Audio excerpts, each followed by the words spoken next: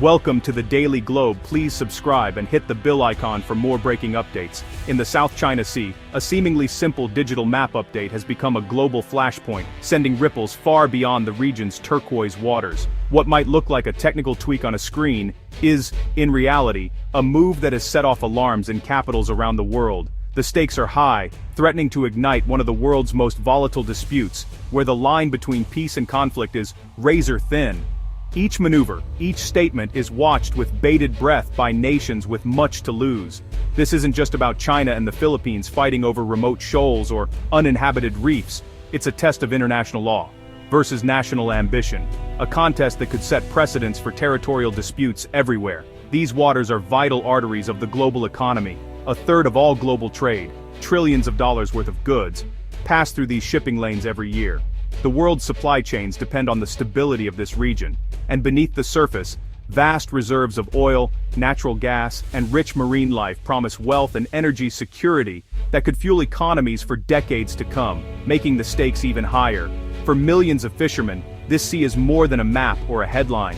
It's their daily bread, their heritage, and their future. Now their livelihoods are caught in the crossfire of escalating tensions, as access to traditional fishing grounds becomes a bargaining chip in a much larger game. The recent move by mapping platforms to label these waters as the West Philippine Sea has transformed a long-standing maritime dispute into a digital battleground, where names and labels carry the weight of sovereignty and national pride. This digital shift has drawn a sharp and immediate rebuke from Beijing, which sees any change in nomenclature as a direct challenge to its authority and historical claims. China's sweeping historical claims, rooted in centuries-old maps and narratives, now clash head-on with the Philippines' legal rights, as recognized by international courts and treaties. The result is a high-stakes contest of power, law, and narrative, where every legal argument, every show of force, and every word on a map can tip the balance. As warships patrol contested waters and diplomats spar intense negotiations, the world watches, knowing that the outcome here could reshape the balance of power in the Indo-Pacific and set the tone for international relations in the years to come. To truly understand today's crisis in the South China Sea, we must look back through the centuries, where the past and present are deeply intertwined. Here, China's centuries-old maps and historical narratives collide with the framework of modern international law, creating a complex and often contentious dispute. China's claim to the South China Sea is rooted in dynastic records, ancient voyages, and the infamous Nine-Dash Line first drawn in 1947. This sweeping line, based on historical usage and old maps, covers nearly the entire sea, encompassing islands, reefs, and vast stretches of water. The Philippines, however, grounds its case in the 1982 United Nations Convention on the Law of the Sea, or UNCLOS. This treaty, signed by over 160 countries, grants coastal states rights within a 200 nautical mile exclusive economic zone, or EEZ, measured from their shores.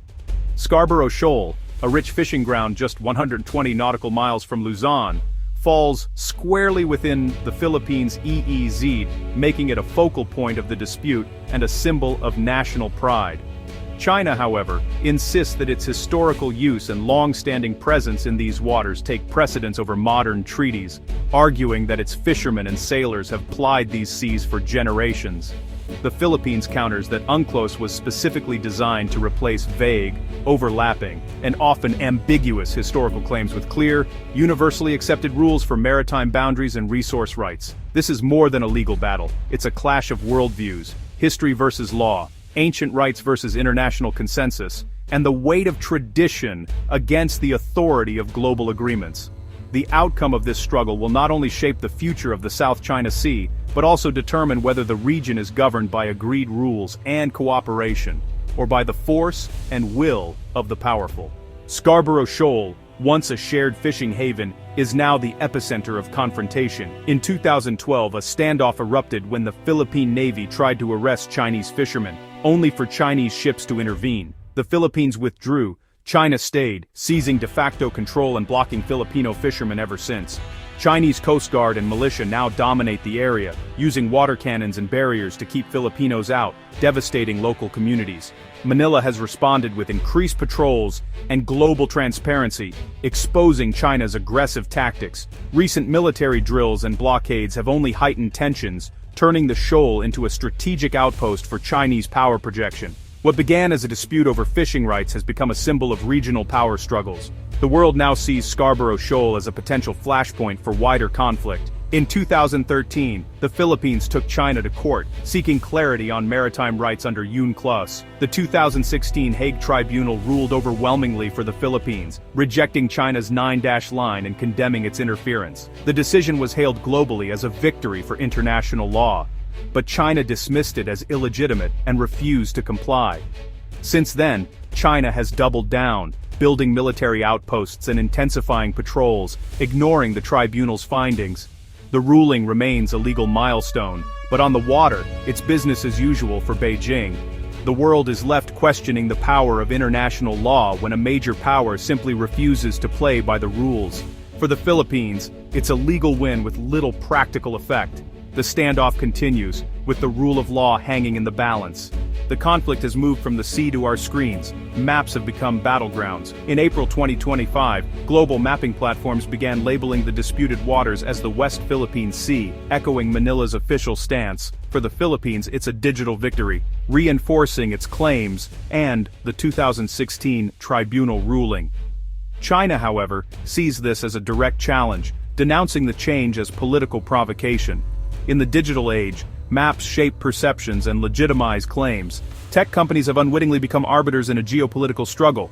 This cartographic shift chips away at China's narrative, normalizing the Philippine position worldwide.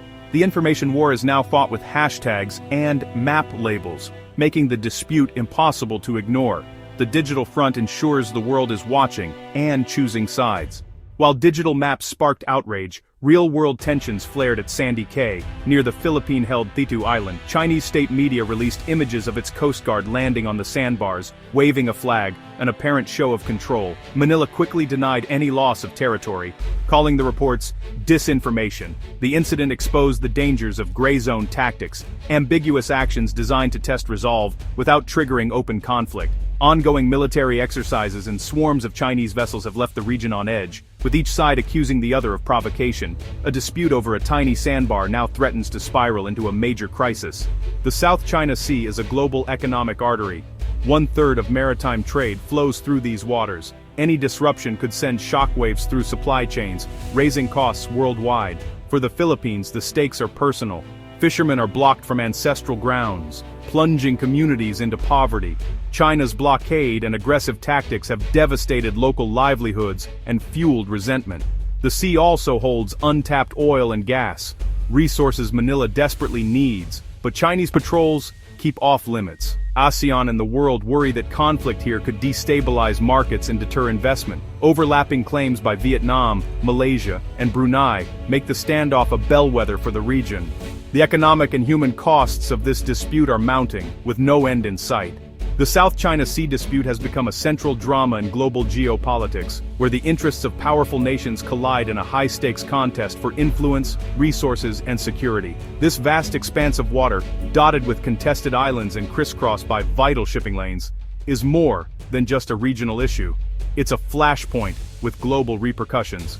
The United States, bound by a decades-old mutual defense treaty, has significantly ramped up its support for the Philippines.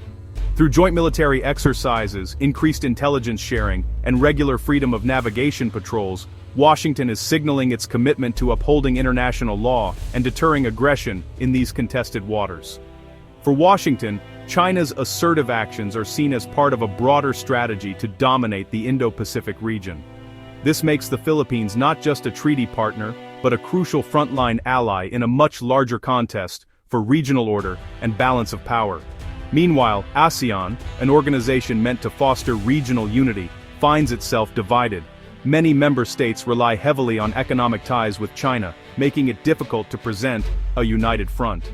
As a result, negotiations for a binding code of conduct in the South China Sea have dragged on for years, with little concrete progress. Security experts warn that the volatile mix of rising nationalism, frequent military encounters, and the immense economic and strategic stakes make this region one of the world's most likely flashpoints for conflict.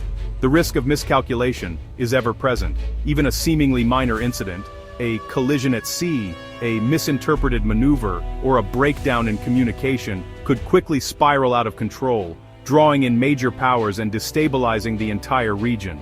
From Tokyo to Canberra, nations across the Asia-Pacific are recalibrating their defenses, strengthening alliances, and investing in new military capabilities, all in response to the growing uncertainty and shifting power dynamics. As tensions simmer and the world watches closely, the South China Sea remains a volatile chessboard, one where every move is scrutinized, and the stakes could not be higher for the future of regional and global stability.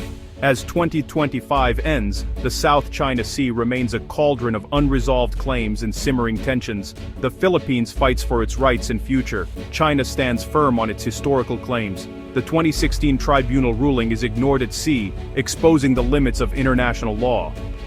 The US and allies walk a tightrope, supporting Manila, deterring Beijing, and trying to avoid war. For Filipino fishermen, the stakes are survival, not strategy. The risk of accidental conflict is real, and the world watches, hoping for peace but fearing escalation. The question remains, will the law of the sea or the law of the strong decide the future of these critical waters?